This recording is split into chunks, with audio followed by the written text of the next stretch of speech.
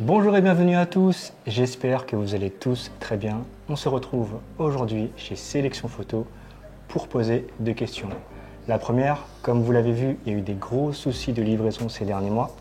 La deuxième question, est-ce que cette période va-t-elle durer ou est-ce qu'elle va courir encore longtemps? Pour répondre à ces questions, nous sommes avec Sébastien Marigny, directeur de Sélection Photo France, qui va répondre à toutes nos questions. Avant de débuter la vidéo, n'attendez plus pour vous abonner, on est de plus en plus nombreux. Un grand merci à vous, on y va.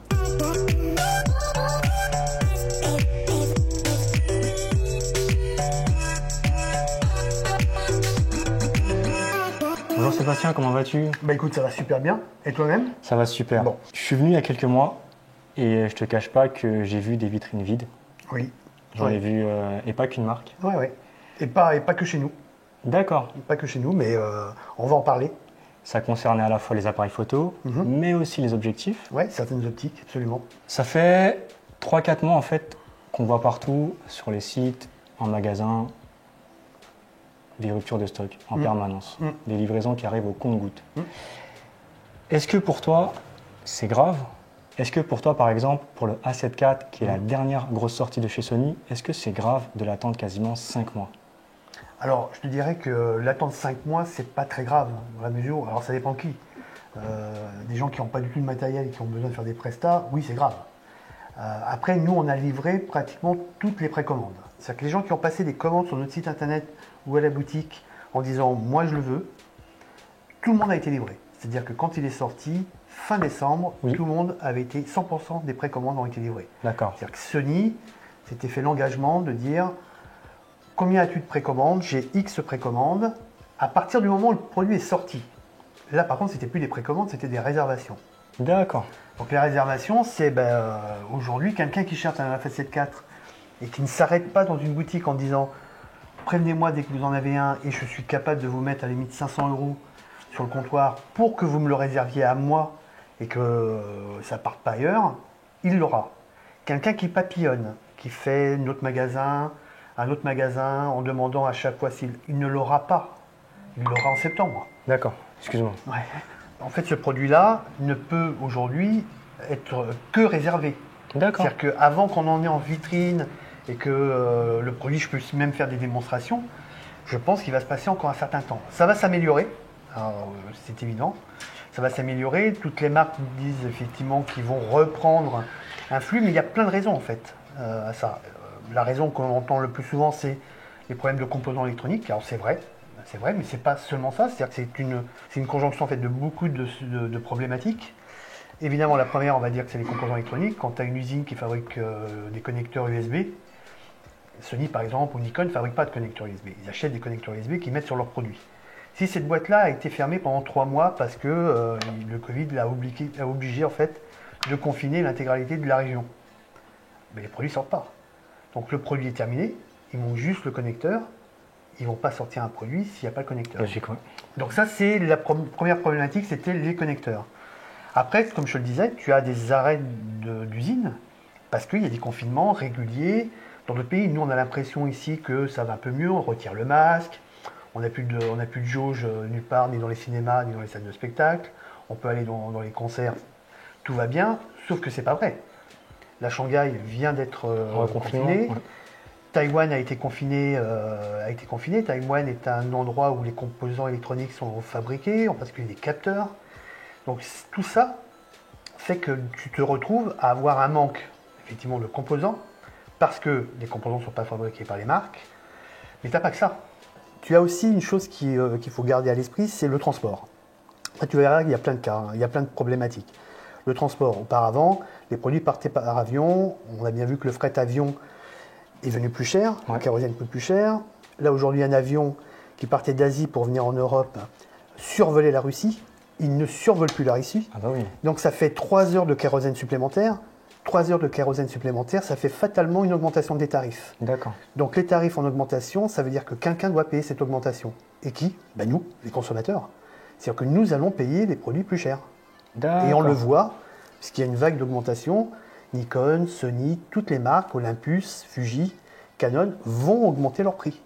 Parce qu'il y a des choses qui ne sont plus possibles d'être soutenu par la marque. Alors officiellement, on sait que par exemple pour la 7.4, qui coûte 2800, c'est ça? Il n'a pas été augmenté. Alors oui, parce que c'était un nouveau produit. Donc lui, ils avaient intégré ça. Toute cette problématique dont je te parle, ils la connaissaient. C'est les produits qui ont été fabriqués avant, avec un tarif, je dirais, avant Covid. Ces produits-là, qui continuent à être fabriqués, ils ne peuvent plus supporter la hausse du transport. Dans les produits nouveaux, le Z9 n'a pas augmenté, puisque quand il est sorti, ils avaient déjà anticipé cette problématique. Donc ils avaient déjà mis le prix au bon prix. D'accord. La facette 4, ça va être pareil. Les produits qui vont sortir sont des produits qui vont sortir au bon prix. Il n'y aura pas d'augmentation sur les sorties de produits actuels. D'accord. Donc par exemple, un nouveau produit, avant Covid, il aurait été à 1000 euros.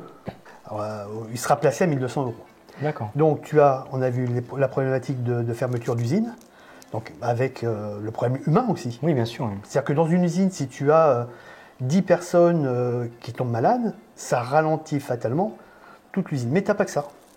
Il ne faut pas oublier que le marché de la photographie n'a pas arrêté. Là, je parle des appareils photo à objectifs interchangeables. Depuis quelques années, on était sur une décroissance d'à peu près 5%. Donc la première année, les marques disent « Ah, on perd 5%. Bon, c'est pas très grave, on continue à produire comme avant. » Puis la deuxième année, il faut encore 5%. Ah, là, peut-être qu'on va commencer à ralentir. Troisième année, ils ralentissent. Donc arrêt de fabrication de certains produits ou ralentissement de fabrication puisqu'ils en vendent moins. Sauf que là, après le Covid, on a une augmentation de la demande.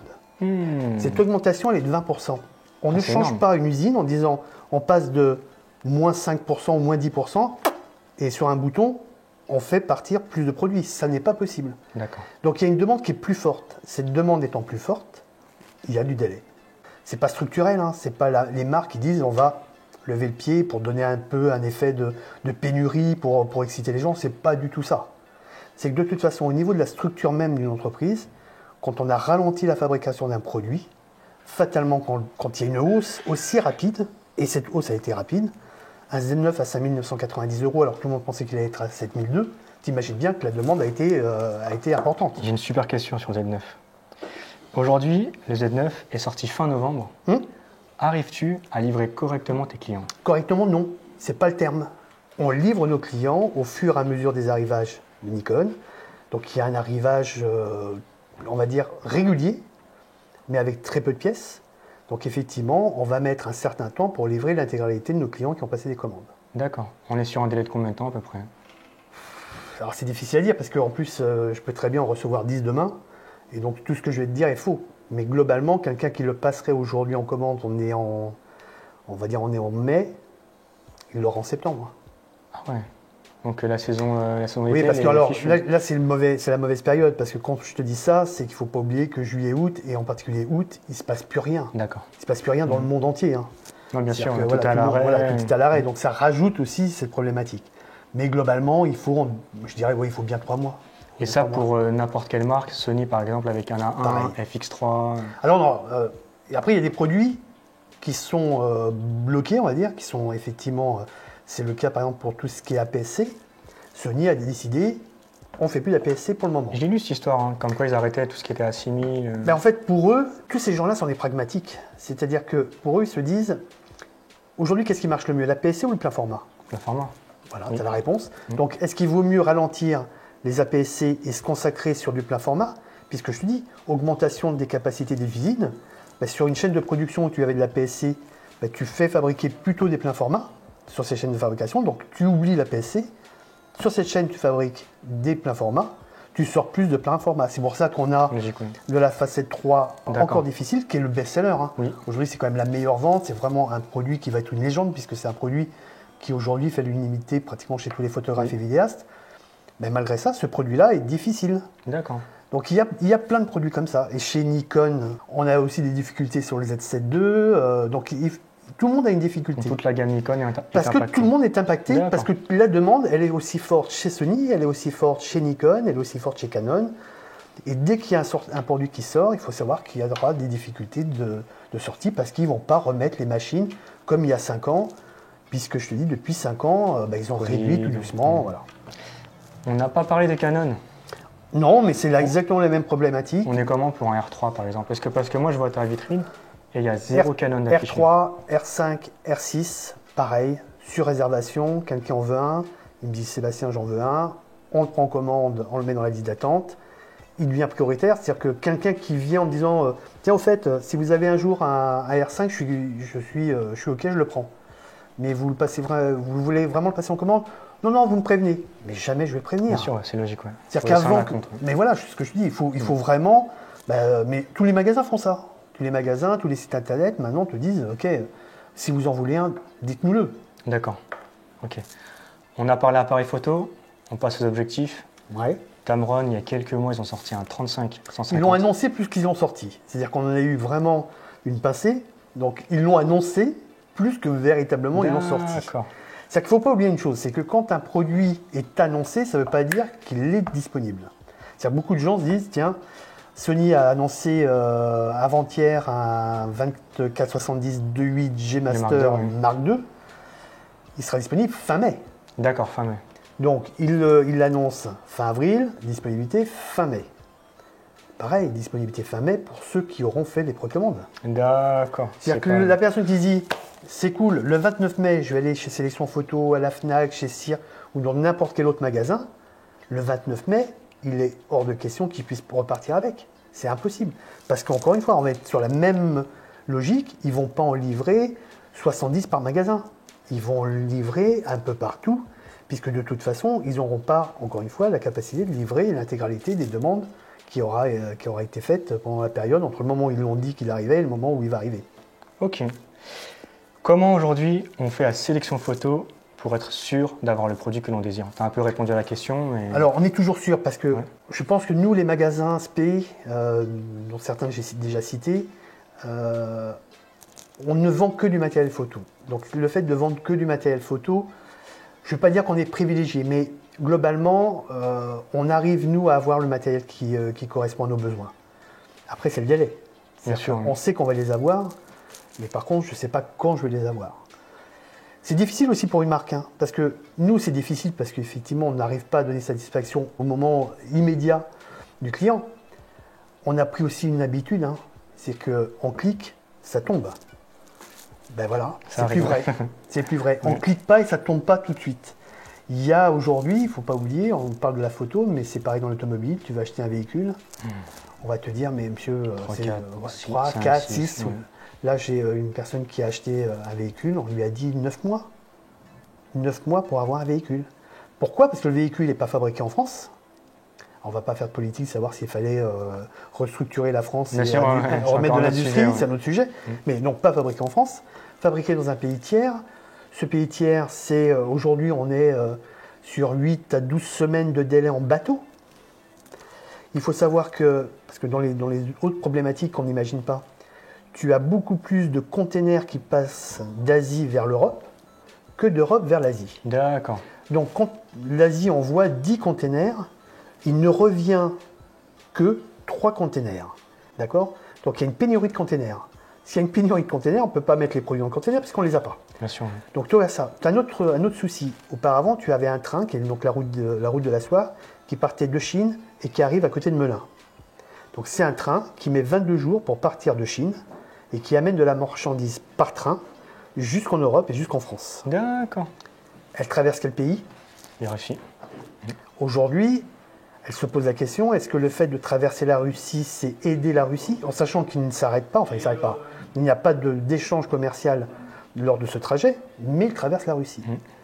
La Chine est un peu embêtée, parce qu'elle doit effectivement nous faire transporter des produits, parce qu'elle veut évidemment vendre, mais elle est confrontée à cette problématique. C'est quasiment de la géopolitique. Ah mais là on est clairement, donc je te parlais effectivement du départ, c'était de dire, il y a des problèmes de composants, oui, mais il n'y a pas que ça. La guerre en Ukraine a été une problématique de transport, je te disais, 3 heures supplémentaires de kérosène, le train de la route de la soie qui passe plus, c'est compliqué. Les containers qui ne reviennent pas, puisqu'en fait on importe plus que ce qu'on exporte, donc on prend plus de produits qui viennent de Chine que nous des produits qui partent en Chine, donc fatalement on a un gros problème. D'accord.